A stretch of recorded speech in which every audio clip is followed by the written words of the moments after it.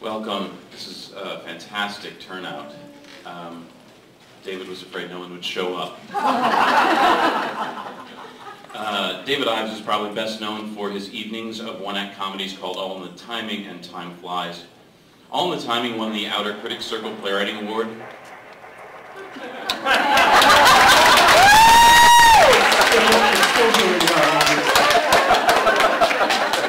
That's for me. David also travels with his own laugh track. Getting through this introduction.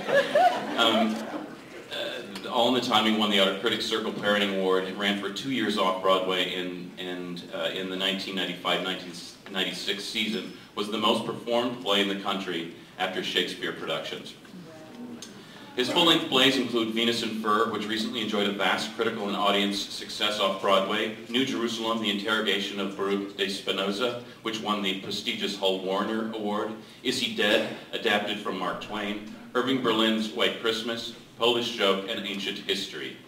He's translated Feydeau's classic farce, A Flea in Her Ear, Pierre Corneille's 1643 comedy, The Liar, and an enormous hit this past spring at the Shakespeare Theatre in Washington, D.C., also winning the Charles MacArthur Best Play Award at the Helen Hayes Awards, and Moliere's Misanthrope under the title The School for Lies, another large hit which premiered at Classic Stage Company in New York this spring. David Ives is also the author of 3 young adult novels, Monsieur Eek, Scrib, and Voss, and he has adapted 30 American musicals for New York City's beloved Encores series. A graduate of Yale School of Drama and a former Guggenheim Fellow in playwriting, he lives in New York City. I first met David when I was a Lark Playwrights Workshop Fellow back in 2007. His critiques were always kind, enlightening, and spot on. I remember at one point I brought in the latest section from a play I'd been working on, and we all heard it read aloud. After the reading was finished, he asked me, "So, how far into the play are you?" I told him that part took us up to page 70. He asked me what the play was about. I told him I had no idea. And his reply was simple and concise. "Uh-huh," was all he said.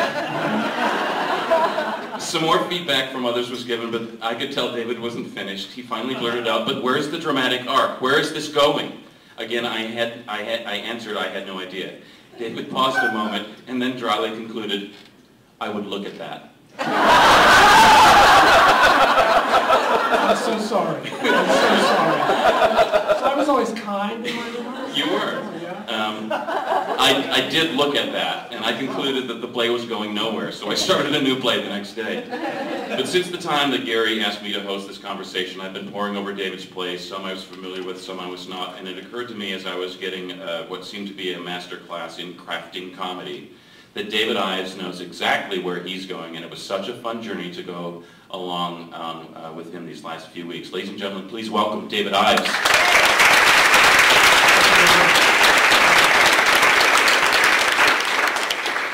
So you were saying you actually wanted to talk about drama today. Yes, we're not talking about comedy. Okay, good.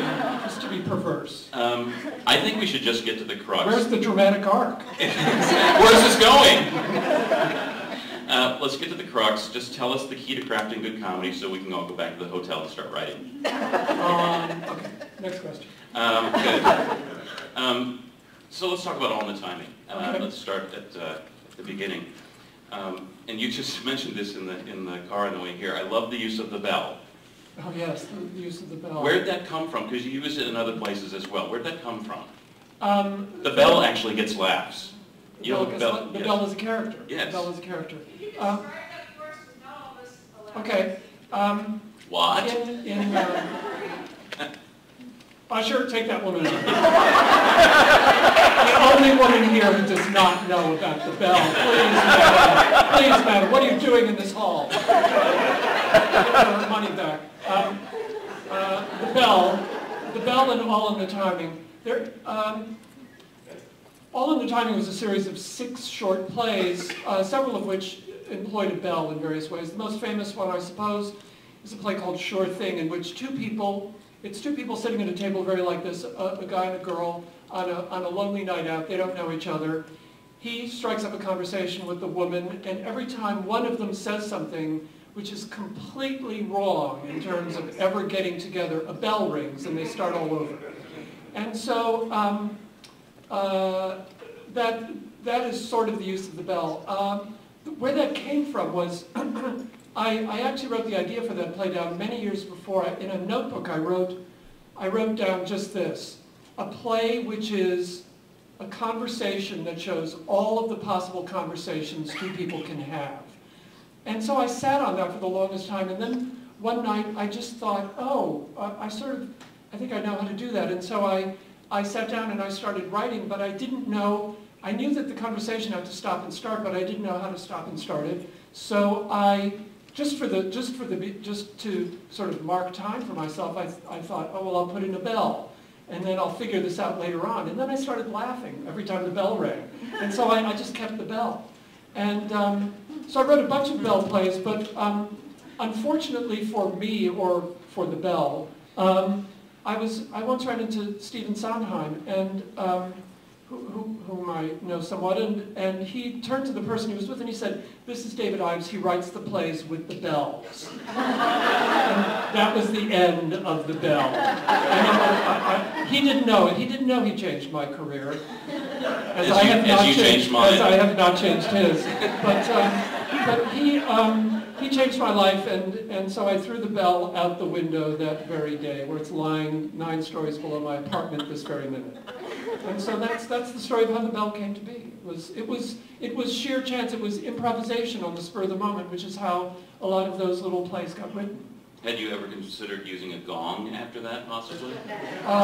Well, I used a fight bell in one play, but that was as far as I was willing to go. Great. You have so much fun with language, to the point where you even created one of your own in that hilarious one act, the universal language. But even more than language, you seem to have a fascination with the way we communicate, or fail to do so, as is so often the case. I don't understand. And I'll just be the straight man. I'll set them up, okay? We rehearsed that in the car on the way here. Exactly. So let's talk about that. I know you're a great observer of people. When did you first realize that this fascination with language was going to net you millions of dollars? Who? I'm sorry, who are you talking to? Actually, I have to be perfectly honest. I think that a lot of those early plays, which the woman in row 10 does not know about, but a lot of those early, thank you, take a bow, thank you. A lot of those early plays are concerned with language in one way or another, like the universal language, where I wanted to create a play that was, I wanted to write a play that was made in gibberish, to see how much fun I could have and how much an audience could understand what people were saying, even though they were speaking in gibberish. And so, for a time, I was, yes, fascinated by that, but I have to say that I don't think I'm writing those plays anymore. I think language went the way of the bell. And Stephen Sondheim said, this is the guy, David Ives, who writes the plays in the English language. So I swore off the English language and decided to pursue other means instead. But I don't quite, yes, I was concerned, as I think actually a lot of young playwrights are. It's like when you look at early Pinter, you know, he's very concerned with that, and he kind of moves away from that later on. He actually gets involved in human beings. And so I got more interested in human beings at some point than I was in language. And so I don't think I write those plays anymore, but tonight that all could change. Let's hope so. Based on this conversation. Exactly. We can only hope. This is just a personal question. Are you not a Philip Glass fan, or was your play Philip Glass Buys a Loaf of Bread an homage? I don't know. I wrote a play for the lady in row 15. I wrote a play called Philip Glass Buys a Loaf of Bread many years ago, which was one of the plays in All in the Timing. It's 5 minutes and 38 seconds long, and it's 4 people in a bakery, one of whom is Philip Glass, and it turns into this a cappella Philip Glass opera with them repeating only the words that they have spoken in the play. And so it's this little enclosed madcap riff on what Philip Glass does. And I wrote it certainly as a send-up. But, you know, you can't send somebody up without somehow acknowledging what they do. Otherwise, it's just pastiche. And so, also, for those of you who may know the play, there's a little dramatic story. There's a dramatic arc in the story. It's about time. and so in the 5 minutes and 38 seconds, Philip Glass goes from meeting a woman that he was in love with to pondering the relationship they were in, all in repetitive syllables, and then sort of seeing the end of the relationship. And so I used it just for fun, but again, like the universal language, I wanted to write a play that was musical to the core without having to call in a composer. And so I remember sitting in my little apartment tapping out the rhythms at 1 o'clock in the morning of this play, and for what it would sound like. And I'm sure my neighbor thought I was insane because I was doing this. But one of the things that happened with that play, this was in the years when I was having I would have a one-act or two done at the Manhattan Punchline every year, and they had a little comedy festival, which was invaluable if you wrote 10-minute or 12-minute or 5-minute and 38-second comedies. And so I remember writing the play and being petrified because I was taking it into the producer to look at it, to submit it for that year. And the Manhattan Punchline was basically a Xerox machine and an artistic director going bankrupt. That was, all that he owned was the mustache on his face. So it was a theater. Yeah, he owned the mustache on his face. And so I was petrified that he was gonna go, what the hell is this? And so I brought it in and I said, Steve, I've got a play I'd like to submit for the comedy festival this year. And he took it from me and he said, Philip Glass buys a loaf of bread, I'll do it. And he put it on his desk and that was it. I said, don't you want to look at it? He said, no, I don't need to look at it. But if he had opened it, he would have seen this mass of columns of people speaking in verse, you know. And so, always have a good title, I guess, is the moral of that story. Well, good, which leads us into the next question that I have for you. Because one of my favorite one-acts of yours is soap opera. And it's a play that actually is an episode of a soap opera called All the Days of the World of the Lives of All Our Children,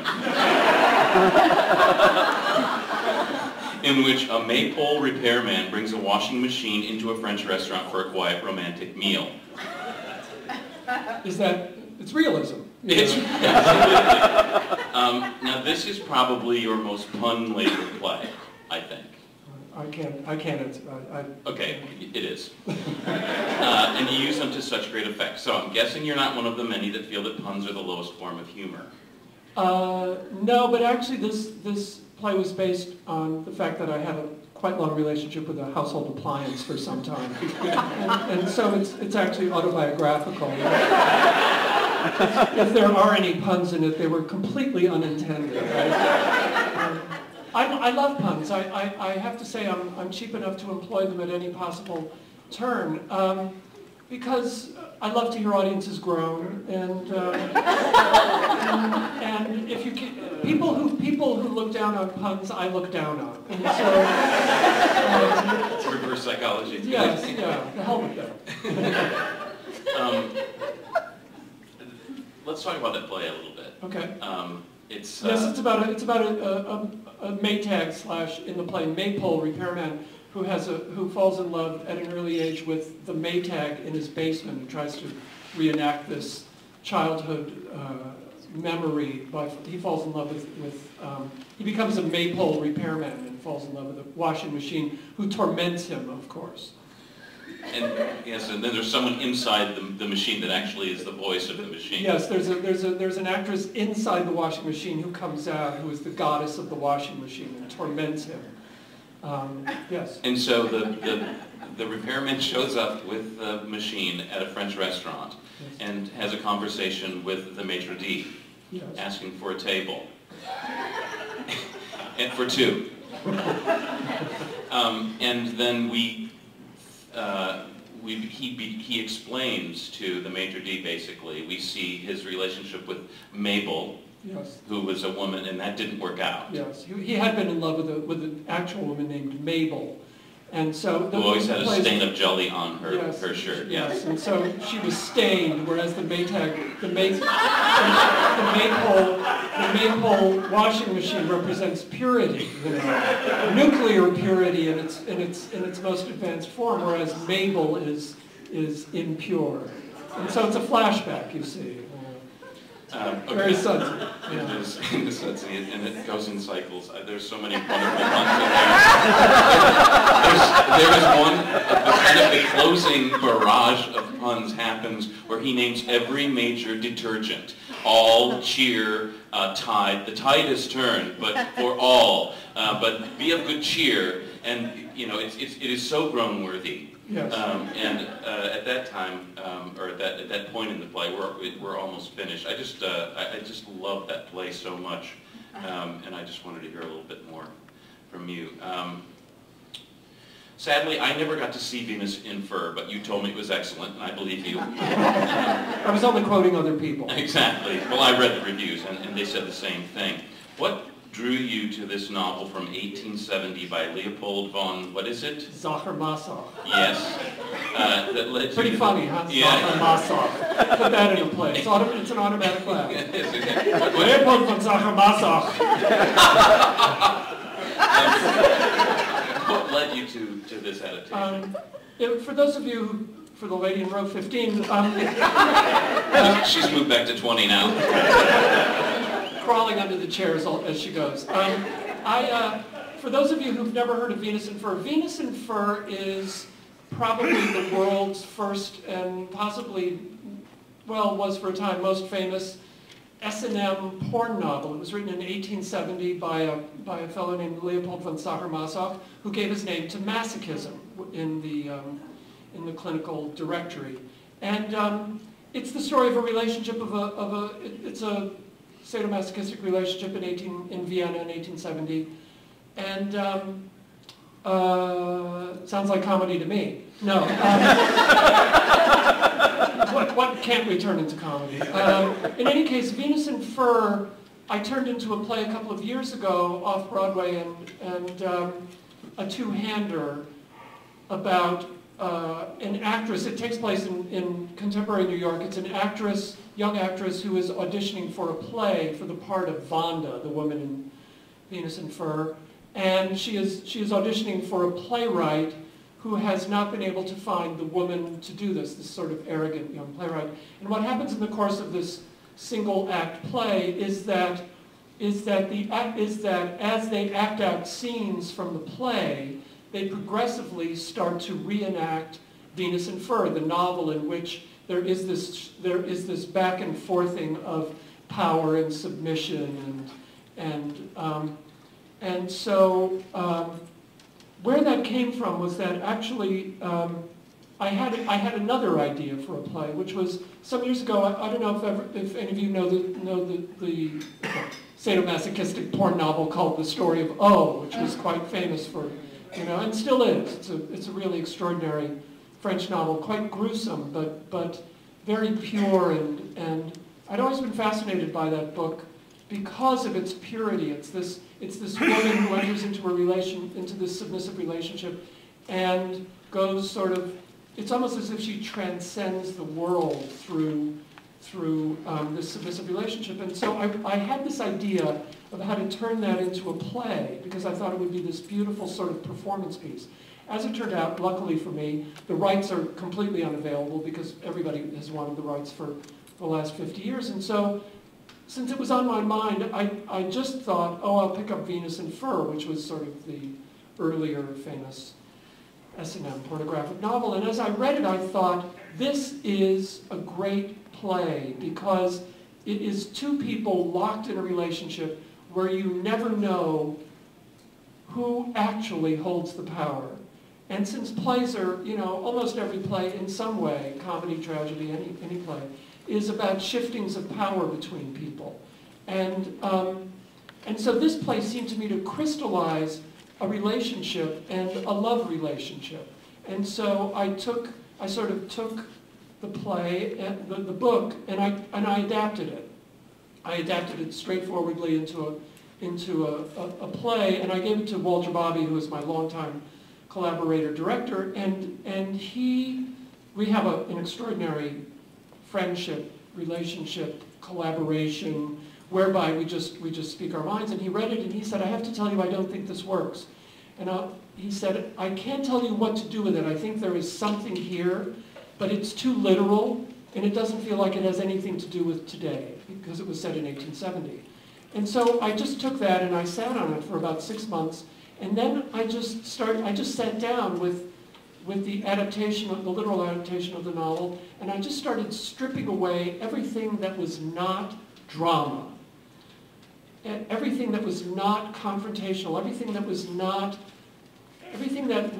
an exchange of power or an ambiguous moment in the relationship. And once I'd stripped that away, I had these extraordinary moments of drama, and I don't quite know how I came to it. I thought, what if two people have to act this? And so I put them in an audition room, and I locked two people into a room where a director and an actress, who are in a natural position of power submission at every moment, are enacting a play about power and submission. And so that's kind of how that play began. And it just gripped me at a certain point, this story of two people, which are actually four people, of course, because they're not only playing themselves, the actress and the director, but they're playing the two people inside. So it's a play within a play that they're doing in this audition room. Needless to say, with tragic consequences. Ooh. Yeah. When you talk about stripping, I know there are a lot of people that, not when you talk about stripping, when you talk about stripping things away, I know there are a lot of people that do adaptations in this room and are interested in talking about that. And this isn't on my question sheet, so this is a risk, okay? Sure. What's your process? Yeah. Do you storyboard? Do you have note cards? How do you go about keeping track of things when you're discarding so much? I seem to have turned into an adapter in the course of my life, but I take solace in the fact that Shakespeare actually was an adapter, since 35 of his works out of 37 were actually adaptations, and so when I lie awake at night, I can take solace in Shakespeare. But when I'm adapting something, I'll give you an example. I recently had a show in New York this past month called The School for Lies, which was my adaptation of The Misanthrope of Molière. And I had just done a play in verse, The Liar, here in Washington at the Shakespeare Theater. And so I had done one play in verse, and I wanted to do another play in verse. And the head of Classic Stage came to me and said, is there any play you'd like to work on to translate or adapt?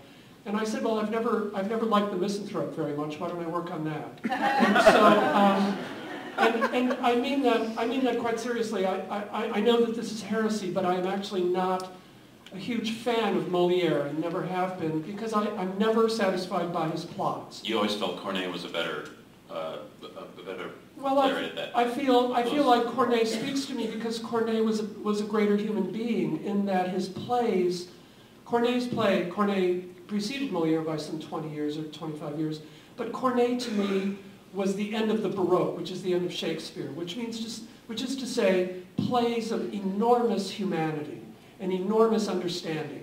And to me, Molière is a playwright of a very narrow understanding. To me, he's essentially sending up the world. Corneille was interested in understanding and appreciating and celebrating the world, and that's why I'm a fan of Corneille, and why I had just done Corneille's play The Liar at Shakespeare Theater of Washington. But I've always been fascinated by The Misanthrope as a great play that's never satisfied me, because there's not enough plot to it. It's this extraordinary relationship of basically a curmudgeon in France in 1666, and a society woman who is completely superficial, a gossiping hostess, and it's their love affair and how it falls apart. So it's sort of a tragic comedy, and that to me was a story that I wanted to tell, and that's why I really wanted to go to the Misanthrope. And so I had to think, once I'd said that, and he said, yes, why don't you adapt the Misanthrope, I had to think about how to go about this. First of all, I knew it had to be in verse, because Molière is in verse, and actually, for me, if you take Molière out of verse, it becomes a sitcom. There's, because it is levitated by the wonderful verse of Molière. I must say that his verse is quite pure. It's like Racine almost. But so I knew it had to be in verse, and I knew what the central relationship was of this curmudgeon and this woman. And so what I started doing was I started doing to the play all of the things that Molière would have done to the play had he lived another 350 years and been me. And had my taste, and wrote in English, and had a production at Classic Stage Company. And so what I did was I wrote on index cards, actually. I took notes and notes and notes thinking about these characters and what I wanted from them. Because the French tradition is so alien to us that French classical comedy rarely works. And so I thought this has to be a Shakespeare play. It has to have that kind of size, it has to have that kind of broadness of various experiences. The Misanthrope is quite narrow in its concerns. And so what I did was, after I took notes for 2 months just sitting at the computer and sort of noodling and letting my subconscious go, and then I took index cards and I wrote down all of the scenes that are in Molière, and I laid them out on my dining room table, and then I took other index cards and I wrote scenes that I thought were missing. It's like, I've always been fascinated, how do these two totally unlikely people fall in love? And what's funny about that? And so I wrote on a card, he meets Célimène, who's the woman. And so I really plotted that adaptation the way one writes a screenplay, where I kept writing cards and moving them around my dining room table until I had a story. And because story to me is the hardest thing in the world.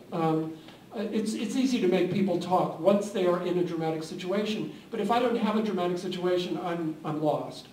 But once I had curmudgeon meets society hostess and falls in love with her, I had a scene that was potentially funny, potentially moving, potentially romantic, and so all I had to do was plunge in. And so I wrote a sort of literal prose adaptation of the play that I wanted to write, and then I translated that into verse, which kind of was another whole process. But in adaptation, I have to know where I'm going, or I'm lost. I'm not a writer, even when I write my own plays, that can noodle on no idea. It's like, I know Harold Pinter used to get drunk, go home, write down a line of dialogue and just start writing, and I can't do that. I don't have that. I need people in a situation. And one of the things I love about Shakespeare, since I'm on this subject, and one of the things that informed adapting Molière, is that Shakespeare always begins in drama. You're always in the middle of the situation. I mean, look at the top of Othello. Look at the top of King Lear. Look at the top of Hamlet. He starts with drama and then he catches you up. And so I need that. I need to know what is going on in the scene, and then you're there. You don't have to do any work, really. You just have to put people, give them a name and let them continue in the scene that they're in. I'm remembering something back from the LARP days. I think, aren't you the one that was talking about, we had a conversation one day about writing the last scene, knowing where you're going, or having a sense of how the play is going to end at a certain point early in the process? Yes, I don't think I've ever written any play where I didn't know exactly where it was going to go. And even though the middle of the play can be a great fog, and there are things to be filled in. It's like when I was adapting The Misanthrope, there's a subplot about some letters that are being used to sue somebody. And it wasn't until I was in the middle of the play that I realized, who had written the letters and to whom and how they fit into the plot. And I remember standing up in my writing room and like turning around. You know, my writing room was tiny. But it's like I stood up and I just turned around and around and around because I had found this piece. So little things like that, but I knew where that play was going to end. Even when I wrote my 10-minute plays for All in the Timing and those other plays, I really would start out knowing the destination. But you know, it's like you know you're going to Buffalo, and you can go to Buffalo by way of Boston, or you can go by way of San Francisco. But knowing Buffalo is the important thing, actually. Knowing Buffalo. Knowing Buffalo My next is to play. die. Is to die. Let's talk about Liar. Recently won a Helen Hayes Award. Congratulations. Sure, thank you. In the preface to the play, you tell of how your agent gave you this 17th century farce by Corneille to read, and you describe your reaction to it. You write, "I found myself astonished, exhilarated, giddy, for lying on the desk before me was one of the world's great comedies. I felt as if some lost Shakespeare festival comedy on the order of Twelfth Night or Much Ado had been found. This particular Shakespeare comedy was unfortunately locked away in French. The French have a way of doing things like that. But I could remedy that. The prospect of Englishing this play made me feel like Ronald Colman distantly citing Shangri-La." You told me that you had maybe more fun writing this play than any other play you've ever written. Why? Talk us through that. I did have more fun writing that play than any other play. Partly it was the joy of discovery that when the Shakespeare Theatre of Washington sent my agent the play. I'd never heard of it. Nobody I knew had heard of it. I'm sure none of you have heard of it, or very few of you. But they sent it to me in French. Yes, someone knows. The lady back there knows. But reading this play was like, it was as if somebody had given me Midsummer Night's Dream, but it was in French. And so I was so delighted reading it that I knew I had to do it. And I had never worked in verse before. It was in verse, and I had to learn how to write in verse, which was another joy, because you see what happened was that learning how to write iambic pentameter, and in fact iambic pentameter couplets, what I would do is the play just took me over, and every day I would walk down the street and translate anything I saw into iambic pentameter.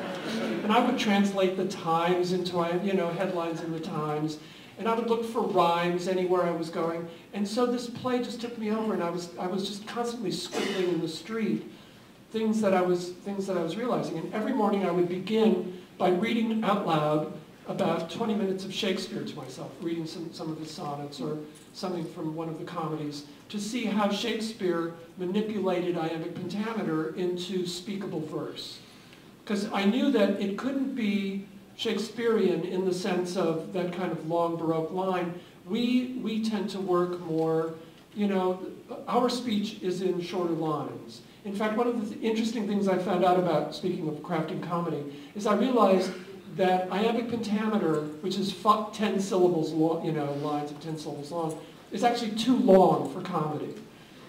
And so I came up with a little ditty, which is, "Since wit works best in short, quick pokes, pentameter's not made for jokes."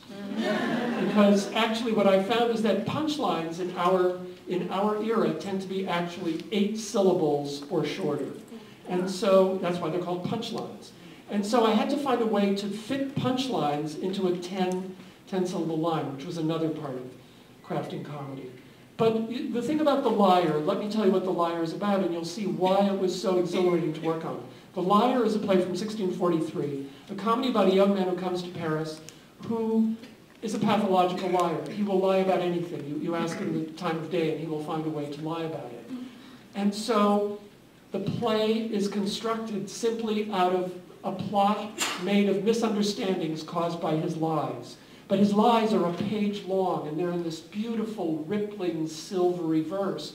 And so it was an opportunity to just fly very high on the poetry, on the lyricism, because really, obviously, what the play is about the artist, because the artist gets through the world by making things up.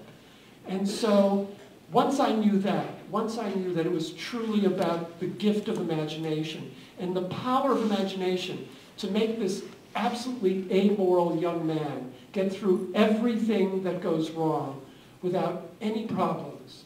It's like being levitated with a plot like that. And so that's why every day was a joy.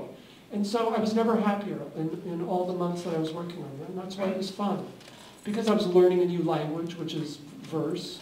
I was in a great play. I was inside a great plot. And I had wonderful people to spend my days with, which were these French people from 1643. And I have a copy of it right here because you just gave it to me. One of the things that's so wonderful about this play is, and it's interesting, in Stephen Schwartz's session this morning, we were talking about the license you take in an adaptation, and once you have the rights, it's yours, and you should be able to do what you want with it. And so I didn't know what to expect when and David sent me a digital copy of the play, so I got to read it on my computer, but this was the opening of this 17th century play. Ladies and gentlemen, mesdames, messieurs, all cell phones off, all cellophane secure. Finish your texting now, not during my scene. I'm in some theater, but like, where's the screen? No eating, please. You think you're incognito? Yes, you, the lady with the bean burrito. Put it away. I have a crucial message. This guy looks worried. Whoa, what does this presage? Anyway, I knew that I was in for such a treat when I read that, and because I honestly, with all of the stuff that's been going on here, I thought, oh, and I'm going to have to carve out some time to read a 17th century French farce. It's a wonderful play. It's just so much fun, and you have such a good time with the language. I'm glad we got to talk about that a bit. Anything else you want to talk about? No, I think that's good. Okay, let's go. So you call the lyre a translaptation. Yep. Please explain. Well, you see, one of the things that I've discovered about adaptation, and I'm speaking truly of adapting plays, and adapting plays by playwrights who are dead, I think we owe nothing to the play that we are adapting except to make it dramatic, funny, speakable, and producible. I think that one has to take any steps in order to do that. And I think, and this is what I came to about translation, which is that I realized something that I had never realized in all my decades of laboring in the theater, which is that in a funny way, language is the least important part of a play. Because, I mean, look at somebody like O'Neill. O'Neill's dialogue is often hewn from lumber, you know. It is often the most ungainly dialogue in the world, but what magnificent plays he makes out of them because of what is happening between the characters, because of the situations that they're in, the relationships that are being enacted in front of us. And so what I realized in translating and adapting is that you have to translate the play, which is not the language. The play is the network of relationships, comic, tragic, whatever you like, that's going on between people. And what you have to find is a language that does everything to support what is going on underneath the play. In the same way that when I was adapting The Lyre, I realized this is a play about lyricism and imagination. So everybody's language had to rise a little. It had to be a little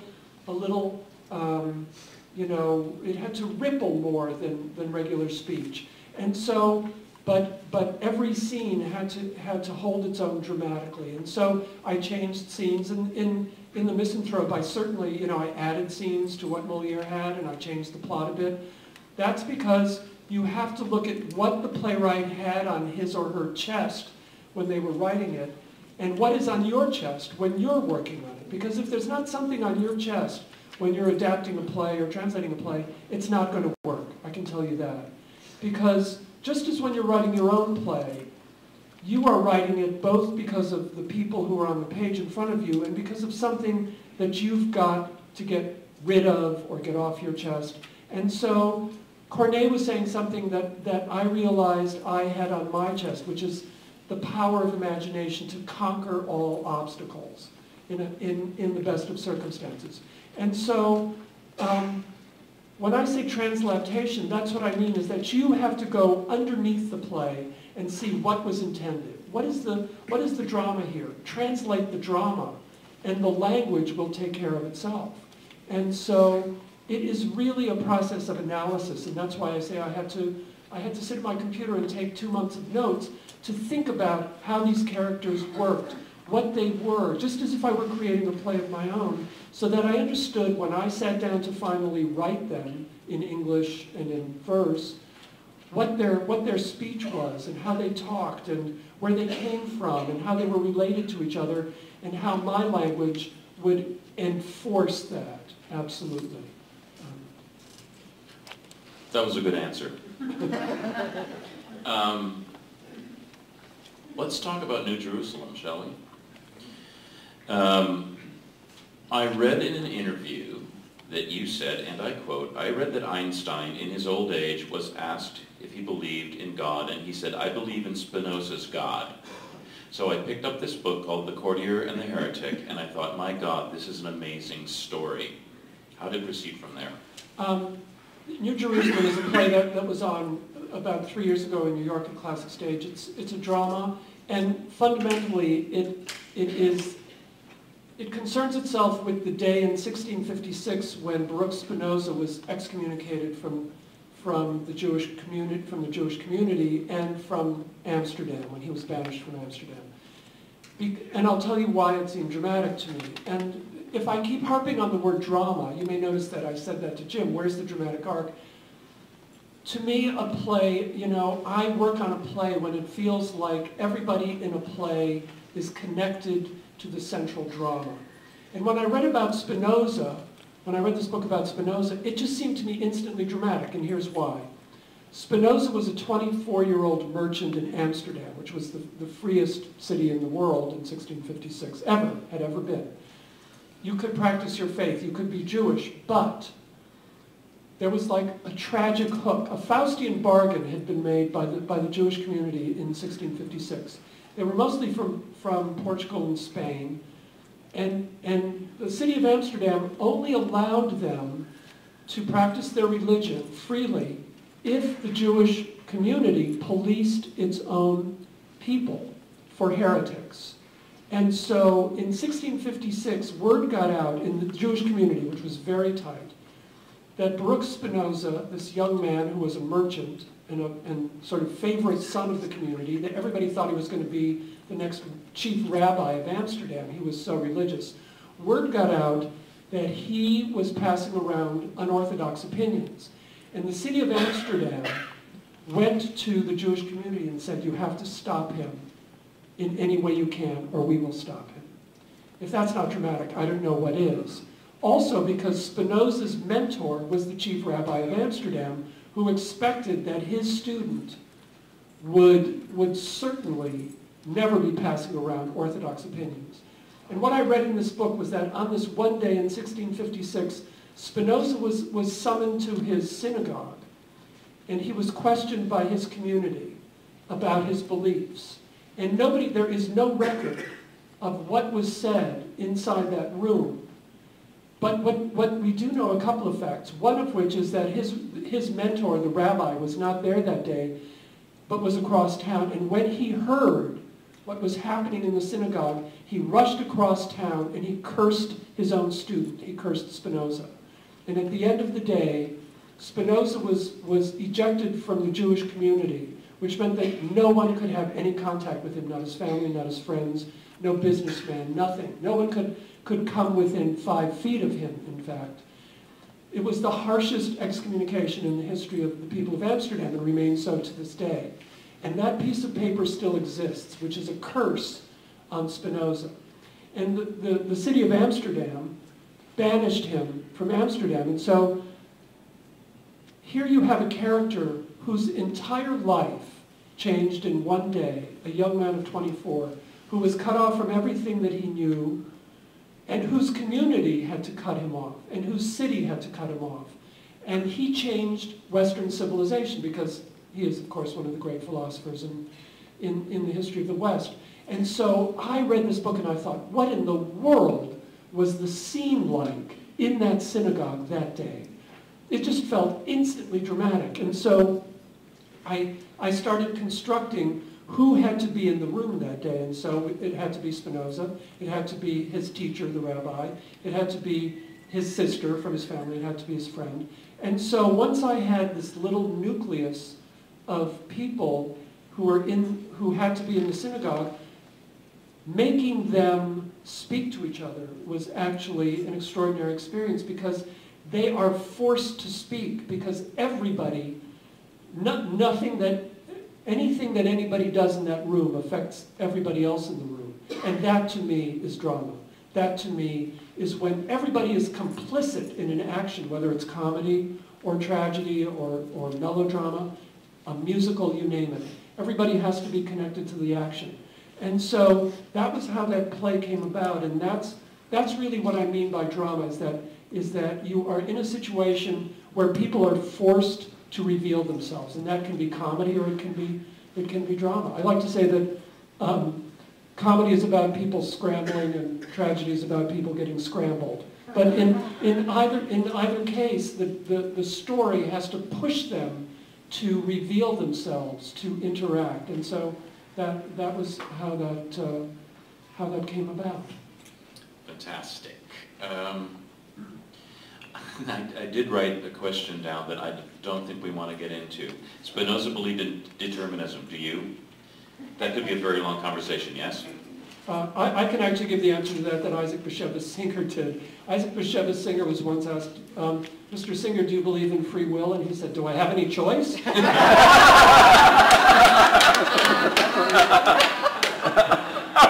answer.